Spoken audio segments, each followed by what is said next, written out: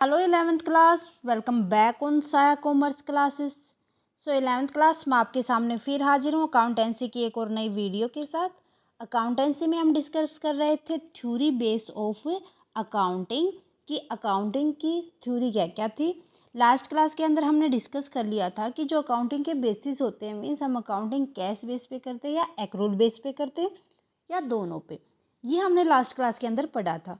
Hope आपने वो video देख ली होगी। अगर आपने अभी तक वो वीडियो नहीं देखी है तो फटाफट से प्लेलिस्ट में जाएं और देख लें। आज हम डिस्कस करने जा रहे हैं कि what do you mean by accounting standards, कि अकाउंटिंग स्टैंडर्ड होते क्या हैं जिनके बेस पे हम अकाउंटिंग करने जाते हैं, और साथ ही साथ हम देखेंगे कि जो इंटरनेशनल फाइनेंशियल रिपोर्टिंग स्टैंडर्ड्स होते हैं वो क्या होते हैं और इन दोनों के बीच में डिफरेंस क्या होता है। IFRS and IAS means Indian accounting standards, और जो कि हमारे इंटरनेशनल फाइनेंशियल रिपोर्टिंग स्टैंडर्ड होते हैं, वो दोनों डिफरेंस कैसे हैं। Okay, so let's start with meaning of accounting standards. So सबसे पहले हम बात करते हैं कंसेप्ट ऑफ अकाउंटिंग, कि अकाउंटिंग स्टैंडर्ड होता क्या है। कंसेप्ट ऑफ अकाउंटिंग स्टैंडर्ड, तो अकाउंटिंग स्टैंडर्ड ज़्यादा कुछ नहीं होते, बस ये एक रिटर्न स्टेटमेंट होती है जो टाइम टू टाइम इशू की जाती है जितने भी इंस्टीट्यूशंस ऑफ अकाउंटिंग प्रोफेशनल होते हैं उनके द्वारा, और इनके अंदर स्पेसिफाइंग यूनिफॉर्म रूल्स मीन्स कुछ रूल्स सेट कर दिए जाते हैं कि कोई भी फर्म होती है, कोई भी बिजनेस होता है, वो किन किन तरीके से अकाउंटिंग करेगा, एंड कुछ तो रूल सेट कर देंगे वो, and practice for drawing the financial statement, कि वो किस तरीके से अपनी year two year financial statement उनको तैयार करनी है। ये सारे के सारे कुछ रूल्स लिखे होते हैं, कुछ मीन्स प्रैक्टिस होती हैं। कोई भी एक फाइनेंशियल स्टेटमेंट का फॉर्मेट तैयार करने के लिए हर एक बिजनेस को, हर एक कंपनी को, हर एक फर्म को अडॉप्ट करने होते हैं। सो यही कुछ हमारे अकाउंटिंग स्टैंडर्ड्स होते हैं जिसको institute of accounting time to time issue करती रहती है। अगर उनके अंदर कोई भी चेंजेस करना होता है तो वो भी चेंजेस भी करती है। ओके, सो यही हमारे अकाउंटिंग स्टैंडर्ड का कंसेप्ट था कि अकाउंटिंग स्टैंडर्ड ज़्यादा कुछ नहीं होता है, एक ऐसा रिटर्न स्टेटमेंट होता है जहाँ पर किसी भी कंपनी के फाइनेंशियल स्टेटमेंट तैयार करने के लिए कुछ रूल्स बनाए जाते हैं और कुछ प्रैक्टिस दी जाती है। ओके, सो क्लियर हो गया आपको मीनिंग। उसके बाद हम बात करते हैं objective of accounting standard. Accounting standard का क्या उद्देश्य होता है भाई, क्यों हम तैयार करते हैं, क्यों हम उनको फॉलो अप करते हैं, क्यों कोई भी एक कंट्री अपने खुद की अकाउंटिंग स्टैंडर्ड्स तैयार करके रखती है in case of financial drawing of the financial statement.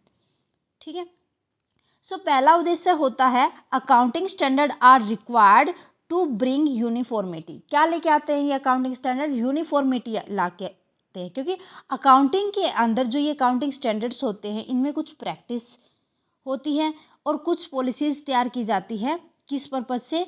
By purposing standard treatment in preparation of financial statement, कि जब हम फाइनेंशियल स्टेटमेंट तैयार करने जाते हैं तो उसको तैयार करने के लिए कुछ स्टैंडर्ड्स, ट्रीटमेंट ऑफ स्टैंडर्ड्स तैयार की जाती हैं। ठीक है, जिनसे कि जो अकाउंटिंग होती है, जो फाइनेंशियल स्टेटमेंट हमने तैयार की है उसके अंदर यूनिफॉर्मिटी आ सके, वो अंडरस्टैंडेबल भी हो सके। ओके, सो जो अकाउंटिंग की जाती है मीन्स जो फाइनेंशियल स्टेटमेंट तैयार की जाती है इन पॉलिसीज और इन प्रैक्टिसेस के बेस पे ही तैयार की जाती है। सो क्लियर है कि क्या ऑब्जेक्टिव होता है फर्स्ट। सेकंड देखो, सेकंड हो जाएगा to improve reliability of the financial statement. भाई जब कोई भी कंपनी अपनी फाइनेंशियल स्टेटमेंट तैयार करने जाती है, अगर वो सारे के सारी पॉलिसीज़ को और सारे के सारे रूल्स को फॉलो अप करती है तो वो ज़्यादा रिलायबल होगी। किसकी बजाय कि जो बिना रूल को फॉलो किए हुए, उसको यही नहीं पता डबल एंट्री सिस्टम क्या होता है, ड्यूल कंसेप्ट क्या होता है, मैचिंग कंसेप्ट क्या होता है। अगर कोई भी कंपनी इन सारे के रूल्स को या जो भी स्टैंडर्ड्स पॉलिसीज़ वगैरह तैयार की गई हैं कि कौन सा accounting standard cash flow statement के लिए होता है, कौन सा असेट्स के लिए होता है, कौन सा डेप्रिसिएशन के लिए होता है, सो अगर वो ये सारे के सारे फॉलोअप नहीं करेगी तो वो रिलायबल नहीं होगी। सो इन सारे स्टैंडर्ड को फॉलोअप करते हुए एक फाइनेंशियल स्टेटमेंट बहुत ही कॉन्फिडेंस के द्वारा बनाई जाती है, जो सारे के सारे यूजर्स को अपने कॉन्फिडेंस में लेके चलती है।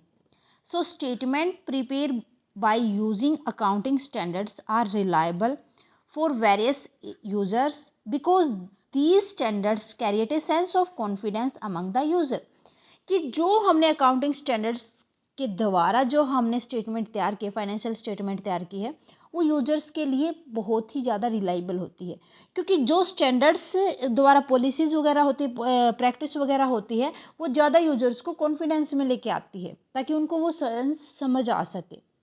ओके, एंड थर्ड ऑब्जेक्टिव हो जाएगा to prevent fraud and manipulation. भाई देखो, एक बात याद रखनी है आपको कि जो अकाउंटिंग मेथड होते हैं और जो अकाउंटिंग प्रैक्टिसेस होती है, अगर उनकी कोडिफाइंग करके चले तो उनसे बहुत सारे फाइनेंशियल स्टेटमेंट के अंदर हम फ्रॉड से, मैनिपुलेशन से बच सकते हैं। ओके, अगर हमने कोई भी गलती की है, अगर हमने कोई भी कंपनी ऐसे भी करती है कि अपने आप को स्ट्रॉन्ग दिखाने के लिए, ताकि ज़्यादा इन्वेस्टर्स को, ज़्यादा यूजर्स को वो अट्रैक्ट कर सके, झूठे भी दिखाती है आइटम्स को। सो यहाँ पर अगर हम अकाउंटिंग स्टैंडर्ड के अकॉर्डिंग कोई भी फाइनेंशियल स्टेटमेंट तैयार करते हैं तो उससे फ्रॉड और मैनिपुलेशन से बचा जा सकता है। Okay, next one is to help auditor. भाई अकाउंटिंग स्टैंडर्ड क्या प्रोवाइड करके चलते हैं? फर्स्ट पॉइंट के अंदर हमने पढ़ा था यूनिफॉर्मिटी लेके आते हैं। अगर वो यूनिफॉर्मिटी लेके आते हैं तो जितने भी ऑडिटर होते हैं जो बुक ऑफ अकाउंट को ऑडिट करते हैं, वो उनकी भी हेल्प करते हैं। सो जो अकाउंटिंग स्टैंडर्ड ने यूनिफॉर्मिटी लेके आए हैं जो फाइनेंशियल स्टेटमेंट के अंदर, वो ऑडिटर के लिए हेल्पफुल होती है ताकि वो अच्छे से बुक्स ऑफ अकाउंट को ऑडिट कर सके। क्लियर है? सो ये था हमारा अकाउंटिंग स्टैंडर्ड्स। इसके बाद आता है IFRS, means international financial reporting standards. ये क्या होते हैं? ये तो जो हमने अकाउंटिंग स्टैंडर्ड पढ़े थे वो तो एक कंट्री के लिए होते हैं, मीन्स इंडियन अकाउंटिंग स्टैंडर्ड जो हमारी इंडिया की खुद की पॉलिसीज़ वगैरह होती है, जो प्रैक्टिसेस वगैरह होते हैं वो। अब जो हम पढ़ेंगे, ये जो फाइनेंशियल स्टैंडर्ड होते हैं ये इशू किए जाते हैं इंटरनेशनल अकाउंटिंग स्टैंडर्ड बोर्ड के द्वारा। मीन्स जो इंटरनेशनल अकाउंटिंग स्टैंडर्ड बोर्ड है वो खुद के कुछ रूल्स और प्रैक्टिसेस तैयार करता है। ठीक है, वो भी पार्टिसिपेट करके चलता है हर एक कंट्री के अंदर, क्योंकि कैपिटल मार्केट के अंदर तो नेशनल और इंटरनेशनल सभी होते हैं, सारे के सारे यूजर्स होते हैं, वर्ल्ड वाइड यूजर्स होते हैं, है ना। तो उनके लिए तैयार किए जाते हैं इंटरनेशनल फाइनेंशियल रिपोर्टिंग स्टैंडर्ड्स। और कौन तैयार करता है इनको, कौन इशू करता है? International accounting standard board. It is the process of improving the financial reporting internationally to help the participant in the various capital market of the world and other users, कि दुनिया के अंदर जितनी भी कैपिटल मार्केट होती है उनको participate करने में हेल्प करता है, और जितने भी अदर यूजर्स होते हैं, चाहे वो एक कंट्री के हो चाहे वो अदर कंट्री के हो, उनको भी पार्टिसिपेट करने में ये हेल्प करता है। ठीक है, सो IFRS बेस्ड फाइनेंशियल स्टेटमेंट, कौन कौन सी फाइनेंशियल स्टेटमेंट बेस होती है? First one is statement of financial position, कि फर्स्ट इसके अंदर आ जाएगी हमारी फाइनेंशियल पोजीशन की स्टेटमेंट, कि एक कंट्री के पास, मतलब सॉरी एक कंपनी के पास कितनी तो असेट है और कितनी उनके ऊपर लायबिलिटी है और कितनी उनके पास इक्विटीज़ है। तो ये सारे के सारे एलिमेंट फाइनेंशियल पोजीशन की स्टेटमेंट के अंदर राइट डाउन किए जाते हैं। क्लियर है? सो ये तो था first, statement of financial position. Next one is comparison income statement. अब यहाँ पर कंपैरिजन किया जाता है कि इनकम, टोटल इनकम कितनी हुई थी इनकम स्टेटमेंट का। तो इसके अंदर एलिमेंट हो जाएंगे हमारी रिवेन्यू कितनी थी और एक्सपेंसेस हमने उसके ऊपर कितने किए थे। मीन्स टोटल हमारी रिवेन्यू कितनी थी, कितनी हमने कमाया है और कितना उस पर एक्सपेंस किया, उनके बीच में कंपेरिजन करेगा। तो ये क्या करेगा कि जितनी भी हमारे पास रिवेन्यू थी ना, एक रिवेन्यू में से माइनस कर देगा, रिवेन्यू में से ये किसको माइनस करेंगे भाई, ये एक्सपेंसेस को। ठीक है, तो यहाँ पर ये कंपैरिजन करके देखेगा कहीं रिवेन्यू कम हो और एक्सपेंसेस ज़्यादा हो। Okay, so third one is, देखो ये थर्ड है पॉइंट है, ये ऊपर वाले का है भाई, ये थर्ड पॉइंट, सेकंड पॉइंट के अंदर नहीं, ये खुद का पॉइंट है। Statement of change in equity, कि कोई भी जो इंटरनेशनल फाइनेंशियल रिपोर्टिंग स्टैंडर्ड होते हैं, सबसे पहले तो ये देख के चलते, बेस करते हैं कि इक्विटी के अंदर कितना चेंजमेंट आया है। ओके, इक्विटी होती है हमारे, जब शेयर होल्डर कोई भी शेयर्स को खरीदता है तो जितनी उसके पास कैपिटल थी उसके पास शेयर्स की वैल्यू हो, क्या होती है? इक्विटी। ये टू टाइप में होते हैं, कितने उसने इक्विटी शेयर्स खरीदे, कितने उसने प्रेफरेंस शेयर खरीदे। तो यहाँ पर बात की गई है कि इक्विटी शेयर्स के अंदर कितना चेंजमेंट है उसकी statement. Fourth one is statement of cash flow, कितना कैश आया है और कितना कैश गया है, कि एक कंपनी ने कितना कैश लिया है और कितना बाहर भेजा है, ये भी तो स्टेटमेंट उसको रिक्वायर होती है। ठीक है, इसी के बेस पे तो इंटरनेशनल जो फाइनेंशियल रिपोर्टिंग स्टैंडर्ड्स होते हैं वो अपने कुछ स्टैंडर्ड्स को फॉलो अप करते हैं। Next one is notes and significant accounting policies. यहाँ पर notes and significant accounting policies, सबसे पहले ये देखा जाता है कि जो हमने अकाउंटिंग पॉलिसी अडॉप्ट की है वो उसको नोट करके चलेंगे, उसके बेसिक पॉइंट क्या क्या हैं, क्या वो सही है या नहीं है। उसके बाद देखेंगे उसके सिग्निफिकेंस कौन कौन से हैं। ठीक है, ये भी किसके अंदर देखा जाता है, ये बेस होता है किसका, जो IFRS होता है उसका, ये बेस पॉइंट होते हैं कुछ। क्लियर है। सो नेक्स्ट देखो, उसके बाद आते हैं कि difference between IFRS and IAS means जो हमने अभी इंटरनेशनल फाइनेंशियल रिकॉर्डिंग स्टैंडर्ड्स जो पढ़े हैं और जो हमने इंडियन अकाउंटिंग स्टैंडर्ड जो फर्स्ट में पढ़े थे उनके बीच में डिफरेंसेस क्या क्या होते हैं। सबसे पहला डिफरेंस होता है कि जो IFRS होते हैं वो प्रिंसिपल बेस होते हैं, इनमें कुछ प्रिंसिपल स्टैंडर्ड्स की जगह क्या तैयार किया जाता है, कुछ प्रिंसिपल्स तैयार किए जाते हैं उनके स्टैंडर्ड के अंदर, सॉरी।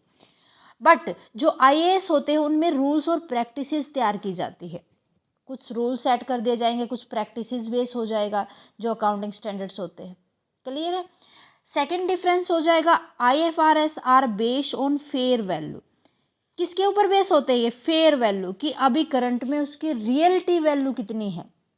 बट जो IAS होते हैं अकाउंटिंग स्टैंडर्ड होते हैं वो बेस होते हैं हिस्टोरिकल वैल्यू कॉस्ट के ऊपर, कि जिस टाइम पर हमने किसी भी पास्ट की उसकी कॉस्ट क्या थी, जो उसकी जो कॉस्ट चलती आ रही है वो क्या है, ये बेस होता है अकाउंटिंग स्टैंडर्ड का, हिस्टोरिकल कॉस्ट। बट जो IFRS होता है उसके अंदर जो असेट होती है, जो कोई भी प्लांट एंड मशीनरी लगा लो या कुछ भी लगा लो, वो किसके ऊपर बेस होंगे, फेयर वैल्यू के ऊपर बेस होंगे।